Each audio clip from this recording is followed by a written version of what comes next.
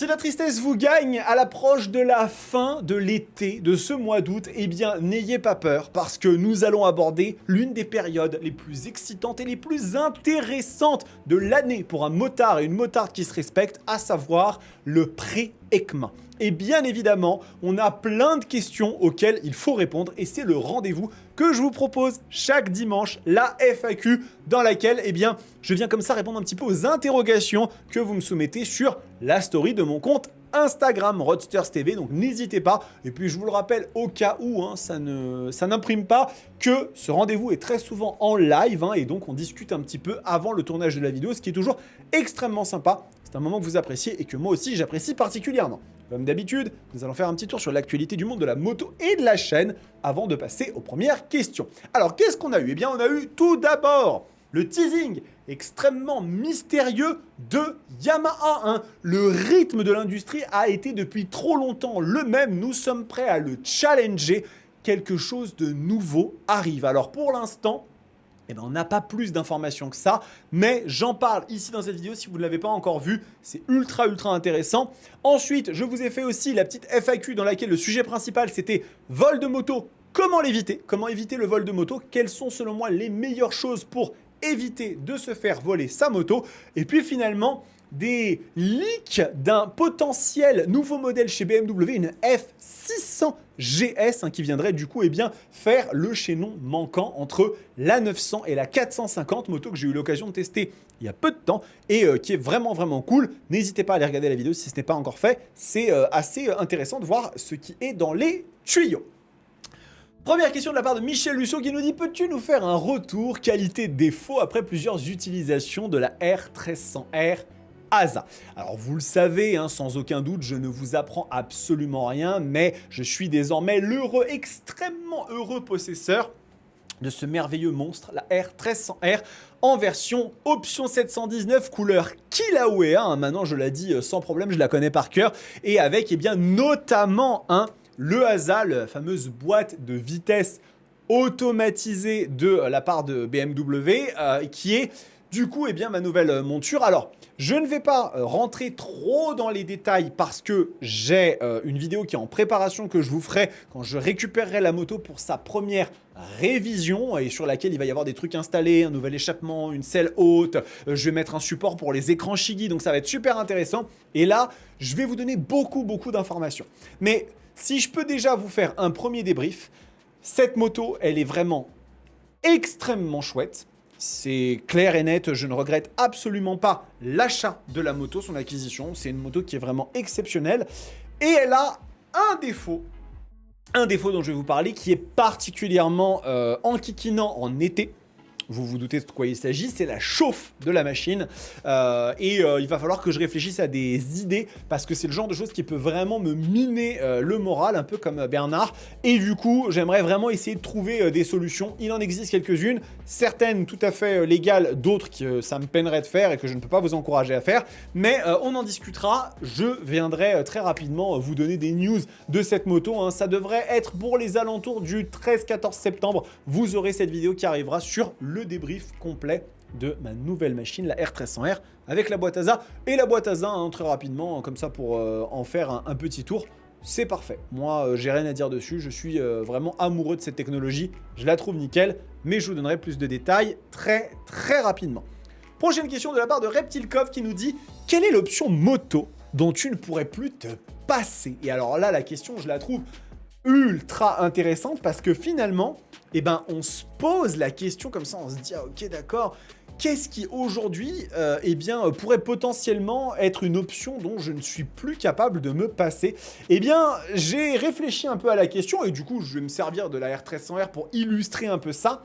Je pense que je ne peux pas donner une réponse.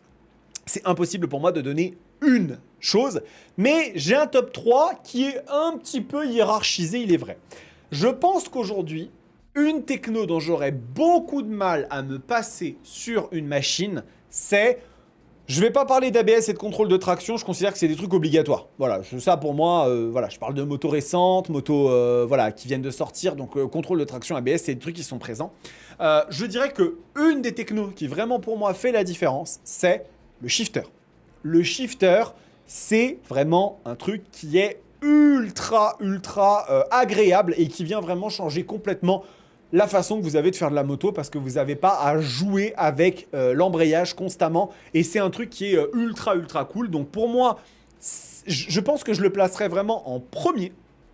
Deuxième chose que vraiment pour le coup, là j'avoue que sans ça j'aurais du mal, c'est le régulateur de vitesse. Le régulateur de vitesse, aujourd'hui, c'est des trucs quand on fait des longs trajets, c'est très agréable. Alors, beaucoup plus important encore sur une sportive que sur un roadster, parce que sur une sportive, ça vous permet littéralement de vous redresser, de ne pas avoir à subir en fait la machine constamment. Donc pour moi, c'est un truc qui est indispensable, la question ne se pose même pas. Mais sur un roadster, sur un trail, c'est ultra agréable. Quand je suis parti faire le road trip avec Mathilde, on est parti au Portugal, j'avais la Multistrada V4 Grand Tour et le fait d'avoir le régulateur adaptatif, voilà, je pouvais me caler, me redresser. Enfin, c'est des choses qui pour moi changent vraiment les choses et rendent la moto beaucoup plus agréable. Et finalement, c'est très con, hein, mais je vais vous le dire, pour moi, le dernier truc que pour moi aujourd'hui j'ai beaucoup de mal à me passer, si je l'ai pas c'est un peu moins grave mais ça m'emmerde quand même un peu, c'est l'indicateur d'angle. C'est très con, c'est vraiment très con, mais je trouve ça tellement fandard, je trouve ça tellement sympa d'avoir cet indicateur d'angle qui vous permet de savoir un peu où vous en êtes et tout. Il y a plein de technologies qui sont super chouettes sur les machines, les suspensions semi-actives, les boîtes de vitesse automatisées, mais ce sont des trucs pour moi, j'irai pas jusqu'à dire que c'est des trucs dont je ne pourrais pas me passer. Mais je pense que si je devais vraiment donner un top 3, je dirais d'abord le shifter, le régulateur de vitesse et l'indicateur d'angle de la moto. Je pense que c'est un truc qui vraiment, moi, ça fait toute la différence pour moi. Et je vous en parlerai dans la vidéo du débrief de la BMW parce que j'ai des trucs à vous dire à ce sujet-là. Vous verrez que c'est assez clair hein, dans ma tête. Prochaine question de la part de Geoffrey DTR qui nous dit « Salut, est-ce que tu penses qu'une CF Moto 1000 NK pourrait être dévoilée à l'EICMA 2026 ?» Question très intéressante de la part de Geoffrey. Aujourd'hui, nous avons un marché chez CF Moto du Roadster qui est quand même plutôt fourni, assez développé, avec la 800 NK qui est une machine fantastique, hein, avec son bicylindre dérivé de la 790 Duke. Nous avons aussi la 675 NK qui est, elle, eh bien, la version Roadster de la 675 SRR avec le nouveau 3 cylindres maison, machine aussi très chouette et étonnamment avec des performances qui sont finalement très proche de celle de la 800 NK, mais juste dans une interprétation différente. Quand on regarde après les autres motos de type Roadster chez CF, on a aussi la 125 et la 450. Maintenant, il est vrai qu'aujourd'hui, on peut se poser la question de l'avenir des Roadsters chez CF Moto, et on le sait, avec l'annonce très proche de la V4 SR on pourrait se dire, ça semble assez logique finalement, que CF Moto décline ce V4 dans une partie Roadster. Honnêtement, je pense que la 1000 NK sera une machine réelle. Je pense que c'est une moto qui arrivera sur le marché. Je pense que CF Moto sont dans une logique dans laquelle ils veulent montrer de quoi ils sont capables. Ils veulent montrer les biceps et se dire, nous, on est capable de faire aussi bien, voire mieux que les autres, et du coup de mettre en avant nos architectures maison. Et c'est totalement dans la chronologie des événements de ce qui s'est passé. Ils ont commencé d'abord avec le partenariat avec Kawasaki pour les premières 700, puis après on est passé sur le partenariat avec KTM, qui s'est devenu vraiment un truc très gros, puis l'arrivée du 3 cylindres maison et du bicylindre pour la 450, et finalement maintenant le joyau de la couronne, c'est ce V4 qui du coup en fait va être dans un écrin qui est celui de la V4 SRWR, mais croyez-moi, hein, vu leur logique à CF Moto, je ne serais absolument pas surpris déjà que la 1000 NK soit la machine qui arrivera juste après, donc potentiellement à mon avis à l'EICMA 2027, pas à l'EICMA 2026, et très probablement aussi un trail. Et peut-être qu'il y aura du coup une V4 1000 MT qui sera annoncée avec cette base-là et qui sera peut-être du coup plutôt un crossover façon un peu, vous savez, M1000XR avec ce moteur-là. Par contre, je ne pense absolument pas qu'on verra débarquer cette machine, cette 1000 NK à l'EICMA 2026 parce que ce salon, cet événement-là, ce sera le moment de gloire pour la la V4 1000 SRR qui est vraiment la machine que tout le monde attend. La machine que tout le monde attend. Cette moto, aujourd'hui, je ne pense pas du tout me mouiller en disant que c'est la moto la plus attendue au monde. C'est une machine qui cristallise énormément d'attentes au niveau de l'évolution de CF Moto, mais aussi au niveau de l'évolution de l'industrie chinoise tout entière. Donc clairement, à mon sens, cette bécane sera le joyau du stand CF Moto. Et après, on aura l'annonce commerciale. Et après, l'année d'après, très probablement, on aura une 1000NK parce que ils vont pas vouloir que les deux machines se phagocytent et se volent un peu la vedette, même si l'hyper sportive resterait au-dessus parce que c'est elle qui porte un peu les espoirs de la marque. Mais clairement, je pense que ce sera l'année d'après. Mais en tout cas, l'avenir de CF Moto promet et j'ai hâte de voir comment les choses vont évoluer. Dernière question de la part de PBZ Biker qui nous dit « Salut, selon toi, quel constructeur japonais européen résiste le mieux à l'invasion chinoise ?» C'est ultra intéressant parce que vous allez le voir, en fait, les philosophies des constructeurs ne sont pas du tout les mêmes. Et je vais détailler cette réponse en deux axes. Je vais parler de l'axe japonais et je vais parler de l'axe européen parce que vous allez voir que c'est pas du tout la même chose. La philosophie, l'approche n'est absolument pas la même parce que d'un côté, vous avez des marques qui ont plutôt essayé de faire aussi bien et de rentrer un peu dans le même jeu, alors que de l'autre côté, on a une philosophie totalement différente. Donc si je devais aujourd'hui donner un constructeur japonais qui, pour moi, est celui qui a les meilleures armes pour lutter contre la Chine, ce serait définitivement Honda. Honda, c'est pour moi la marque qui a tout compris.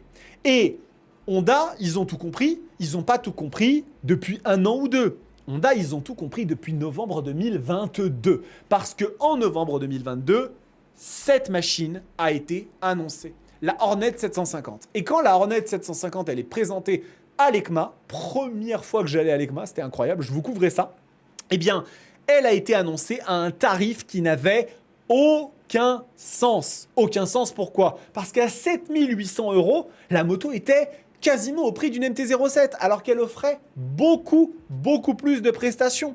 Et alors, on aurait pu se dire, mais pourquoi ils ont fait ça? Ils voulaient casser la baraque, mais ils n'avaient pas besoin de la mettre à ce prix-là pour casser la baraque. Parce que la Hornet 750, elle aurait été à 8 500 €, que je suis quasiment persuadé qu'elle se serait autant vendue en 2023. Je vous rappelle, c'était la moto la plus vendue de France en 2023 et la deuxième la plus vendue en 2024.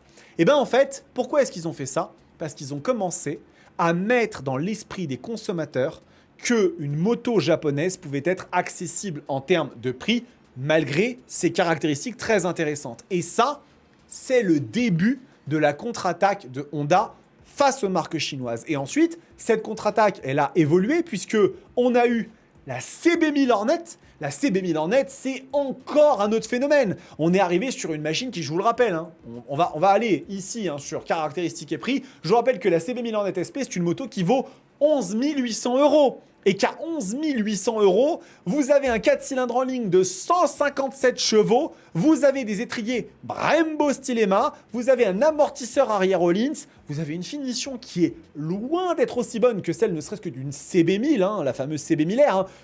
Rien à voir. Mais par contre, vous avez un package global qui tabasse la tête. Et puis bien évidemment, la CB1000 Hornet standard, elle est à 10 600 €. Et ça, cet exemple-là, je peux le décliner à l'envi puisque c'est pareil pour la CB1000 GT. La CB1000 GT, c'est une moto qui a 14 000 €. Elle a une proposition qui est super intéressante.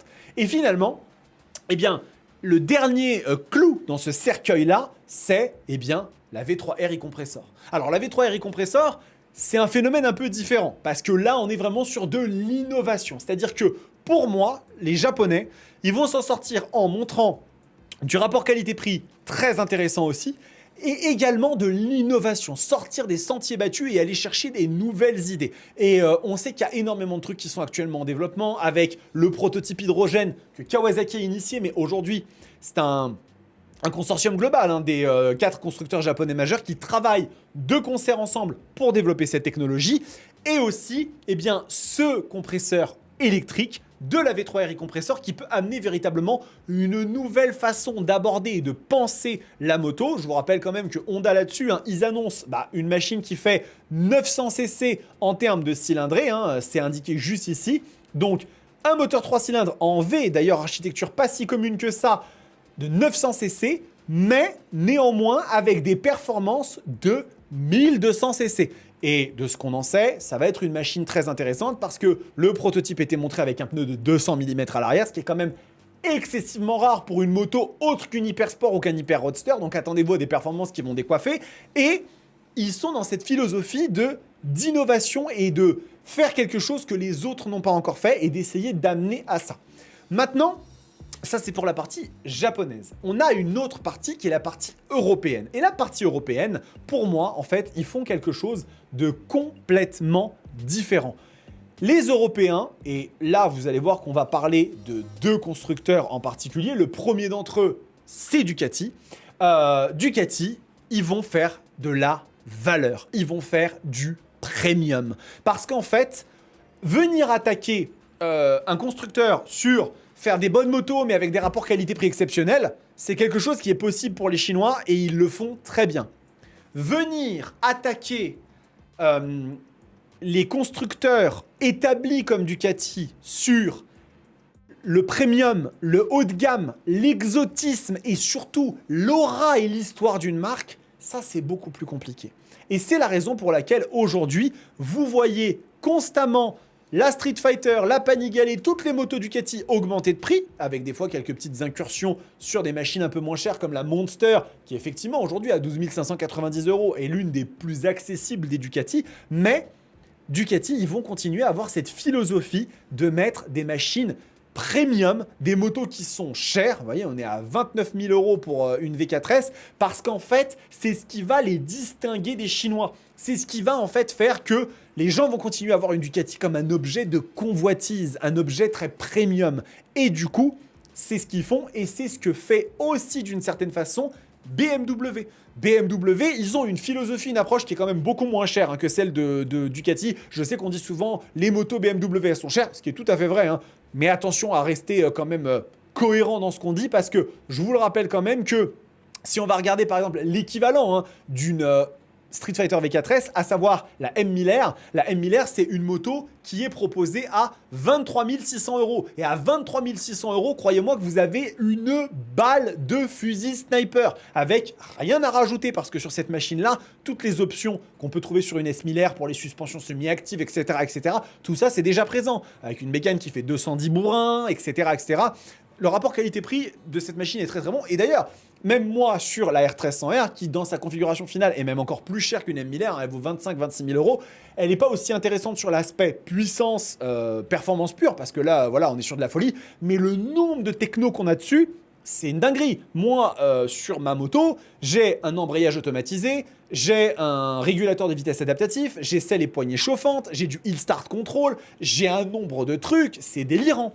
Et au final, en fait, BMW, ils ont aussi une philosophie d'histoire, d'aura, et bien évidemment, je parle de la M1000R, mais la M1000R, c'est une goutte d'eau dans l'océan. Bien évidemment que la machine qui est centrale dans l'histoire de BMW, c'est la GS. Et la R1300 GS, la GSA, aujourd'hui, ça reste encore les deux motos les plus vendues de France. Et il va se passer un bon moment avant qu'elle soit détrônée. Parce que cette machine, elle incarne quelque chose. Alors, ça ne veut pas pour autant dire que les constructeurs chinois n'arriveront pas à un moment donné à atteindre ce niveau de techno, de performance. Mais par contre, à ça, il faut adjoindre l'image. Et l'image, c'est quelque chose d'extrêmement puissant. Croyez-en quelqu'un qui a travaillé pendant 10 ans chez Apple, il y a des gens qui venaient acheter des iPhones, des iPads, des Macs, et pour aussi déplorable que je le trouvais, parce que pour moi, acheter un objet comme ça, c'est pour son usage qu'il faut le faire, mais il y avait des gens qui l'achetaient pour l'image que ça donnait, pour le côté prestige que ça donnait, tout simplement. Donc après, tant qu'on en est conscient, aucun problème, il n'y a pas de souci. Mais voilà, je pense que c'est deux philosophies tout à fait différentes entre les Japonais et les Européens. Côté Jap, pour moi, c'est Honda qui s'en sort le mieux. Maintenant, ça ne veut pas pour autant dire que Kawasaki, Yamaha et Suzuki sont à la traîne. On va voir ce qu'ils nous proposent à l'EICMA 2026. Mais du côté européen, on conserve un standing Il y a d'autres marques européennes, parce que le monde n'est pas composé que de BMW et Ducati. KTM, Aprilia, Moto Guzzi, Moto Morini, ce sont des marques qui ont des approches, des évolutions, des positionnements qui sont différents. Et on verra comment ça se développe. En tout cas, ce qui est sûr et certain, c'est que je vous le dis, je vous le répète, je vous l'affirme, l'EICMA 2026 va être une édition absolument historique. Il faut vous abonner à cette chaîne si ce n'est pas encore fait et activer vos cloches de notification parce que tout ça va énormément accélérer dans les prochains jours, dans les prochaines semaines. On va avoir des tas et des tas d'annonces qui vont arriver. Donc j'ai hâte de vivre ça avec vous. Et en attendant les amis, eh bien, je vous donne rendez-vous très vite, très bientôt pour d'autres contenus sur la chaîne. Et en attendant, prenez soin de vous, kiffez vos bécanes. Ciao!